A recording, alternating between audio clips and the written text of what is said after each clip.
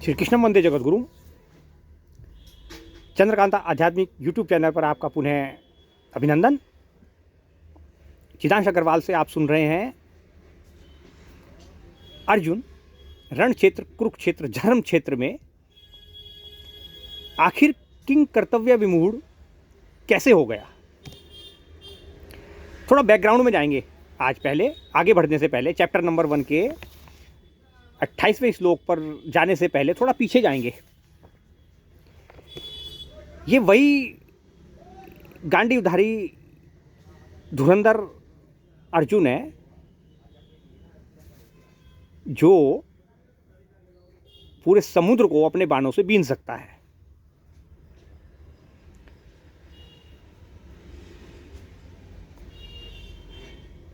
चौसर के खेल जुए में हस्तिनापुर में जो हुआ और महाराज युधिष्ठिर ने जब द्रौपदी को भी दांव पर लगा दिया और हार गए, तो वहां पर उपस्थित समस्त कौरवों के मध्य ये पांचों पांडव नजरें झुकाकर बैठे थे।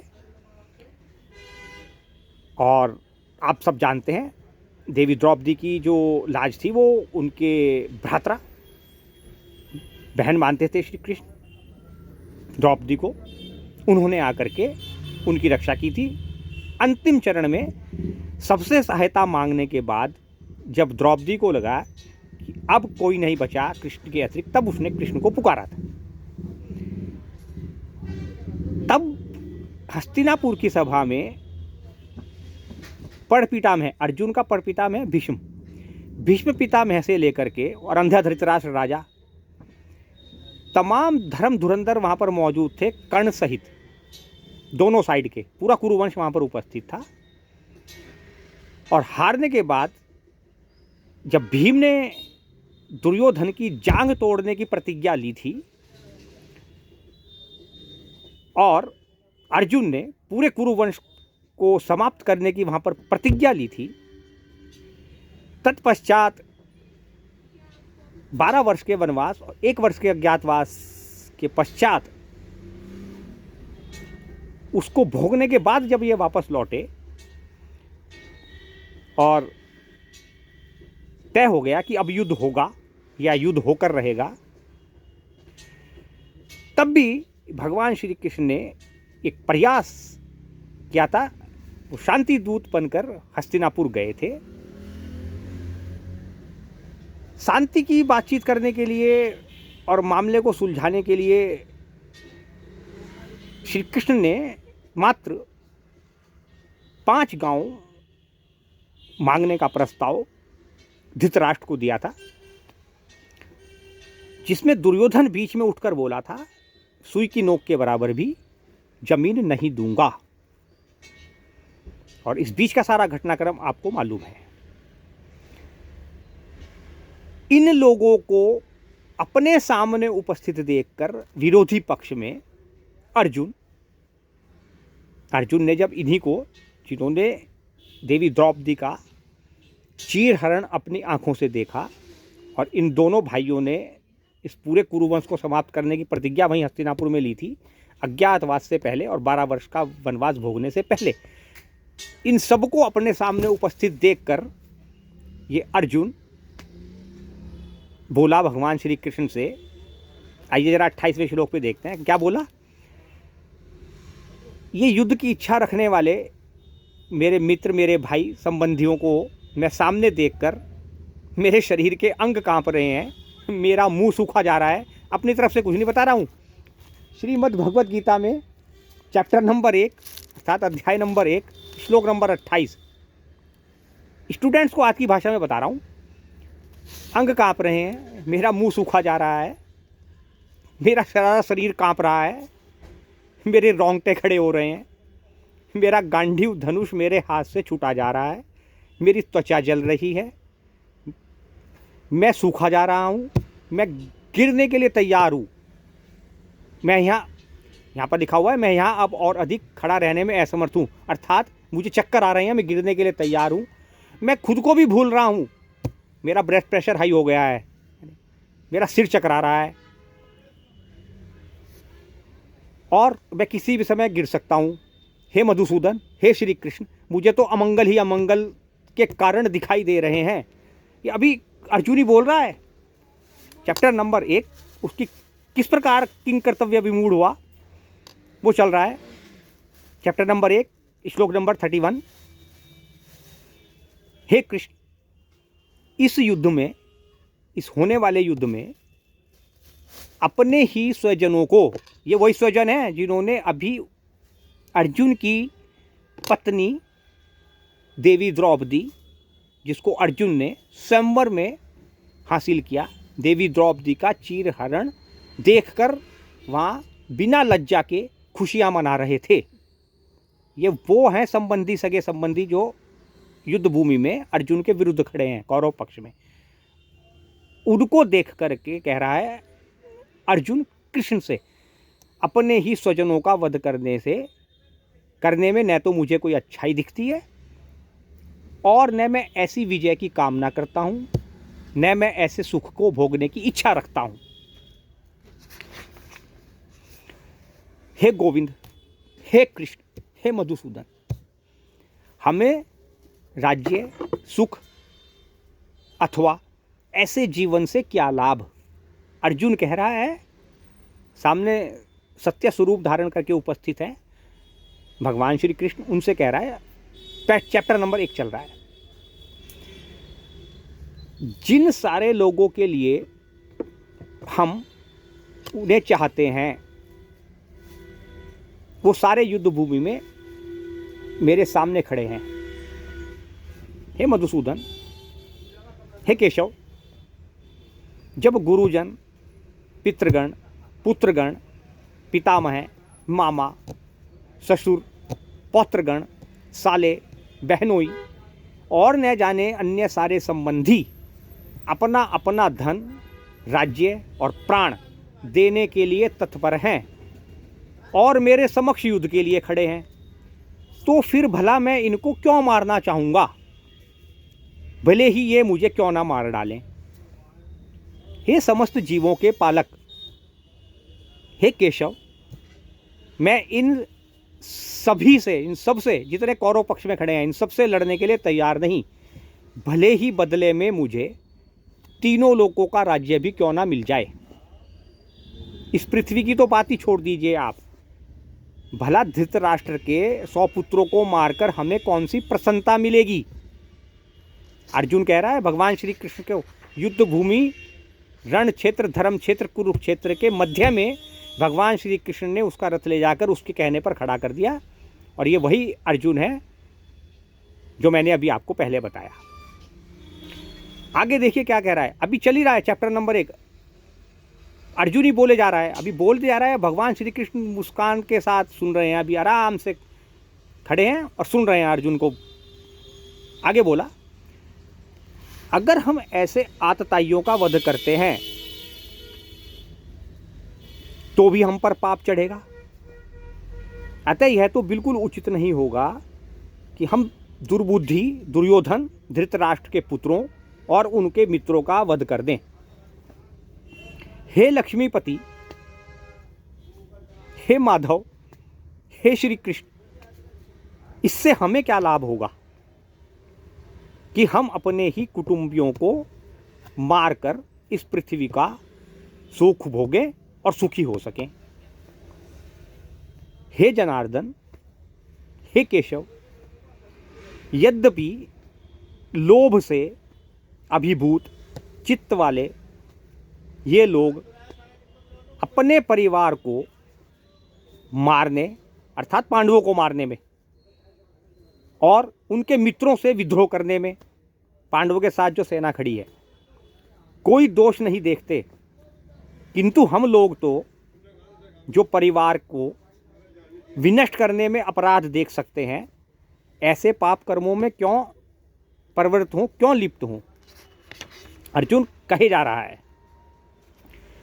अब आगे देखिए बड़ी मजेदार बात।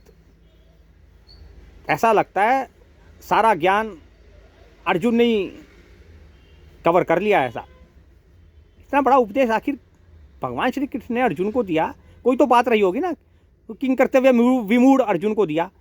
आप सबको किंग कर्तव्य विमूढ़ होना पड़ता है, तब भगवत गीता आपके अंदर उतरती है, आप कृष्ण बन जाते हैं। ये आपसे गलती होती है। अर्जुन कह रहा है कृष्ण भगवान से, कुल का नाश होने पर सनातन कुल परंपरा नष्ट हो जाती है और इस तरह से शेष कुल भी अधर्म में प्रवृत्त हो जाता है। हे कृष्ण, हे माधव, जब कुल में अधर्म प्रमुख हो जाता है तो कुल की स्त्रियां दूषित हो जाती हैं और स्त्रियों के दूषित होने से उनका पतन हो जाता है और उनके पतन हो जाने से फिर अवांछित संतानें पैदा होती हैं और अवांछित संतानों की वृद्धि से निश्चय ही परिवार के लिए, समाज के लिए और पारिवारिक परंपरा को विनष्ट करने के लिए एक प्रकार का नारकीय जीवन पैदा हो जाता है, उत्पन्न होता है। ऐसे पतित कुलों के पुरखों अर्थात पितर लोग वो बिगड़ जाते हैं, क्योंकि उन्हें जलदान और पिंडदान करने वाली सारी क्रियाएं समाप्त हो जाती हैं, क्योंकि कुल की स्त्रियां दूषित हो जाती हैं। अर्जुन कह रहा है भगवान श्री कृष्ण,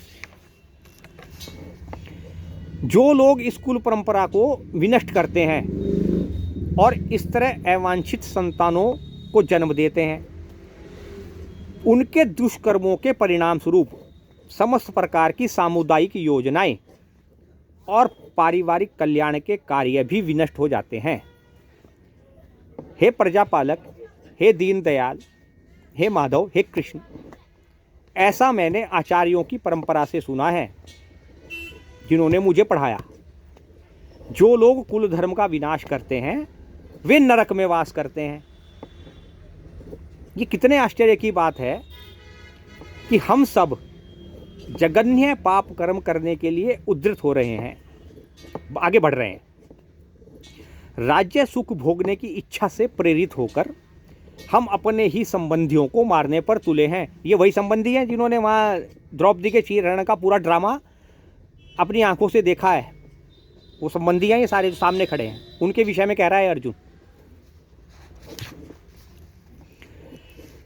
यदि शस्त्रधारी धृतराष्ट्र के दुर्बुद्धि पुत्र मुझ निहत्ते और रणभूमि में प्रतिरोध न करने वाले को मार भी दें तो भी यह मेरे लिए श्रेयस्कर होगा। ये अर्जुन के शब्द हैं, भगवान श्री कृष्ण को कह रहा है। अब कह रहा है या पहले उपदेश दे रहा है, पहले तो यही समझ लीजिए। इसी को किंग कर्तव्य विमूढ़ता कहते हैं। जब मन आत्मा को उपदेश देने लगे, फिर से समझिए, मन जब आत्मा को उपदेश देने लगे तो वो यही करता है जो अर्जुन वहां पर युद्ध भूमि के कुरुक्षेत्र के रण क्षेत्र के मैदान के बीचों बीच खड़ा होकर कर रहा है। इसी प्रकार होता है मन मनुष्य का, इसी प्रकार काम करता है वो। तो इस प्रकार पहला अध्याय इस बात पर जाकर समाप्त होता है कि संजय धृतराष्ट्र से कहता है कि युद्ध भूमि में इस प्रकार अपनी कायरता का प्रदर्शन करते हुए अर्जुन किंग कर्तव्य विमूढ़ होकर अपना धनुष और बाण एक और रख दिया और ऐसे शोक में डूब गया जैसे सारे कौरवों को भगवान कृष्ण ने समाप्त कर दिया या उसने मार दिया। और शोक संतप्त होकर, गहरी शोक में डूबकर, हृदय में गहरे शोक का आलिंगन करके रथ के पिछले हिस्से में जाकर बैठ गया। अध्याय 2 का आरंभ देखिए कितना शानदार। संजय ने फिर कहा,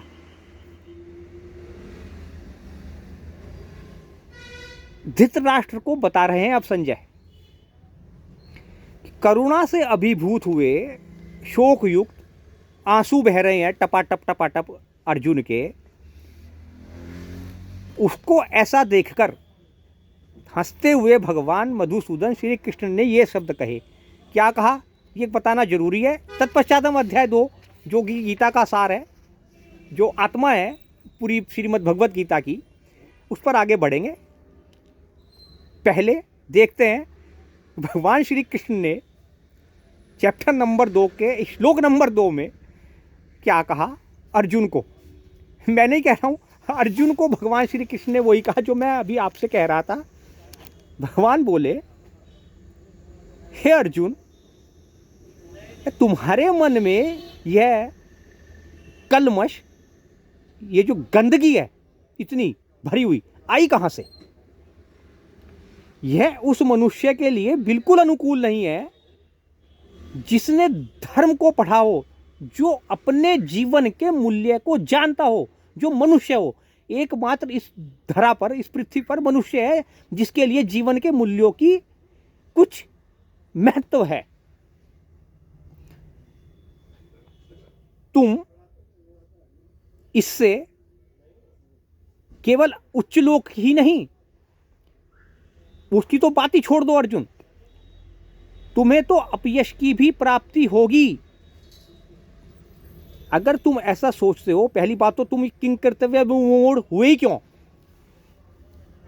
आखिर कर्तव्य पथ से कैसे भटक गए तुम, जब तुम धर्म को जानते हो, धर्म के मर्म को जानते हो? तुम भी धर्मी कैसे हो सकते हो, यह इसका तात्पर्य है। इतनी गंदगी तुम्हारे मन में भर कैसे गई, वो भी उनके लिए जिन्होंने भरी सभा में तुम्हारी पत्नी का चीरहरण किया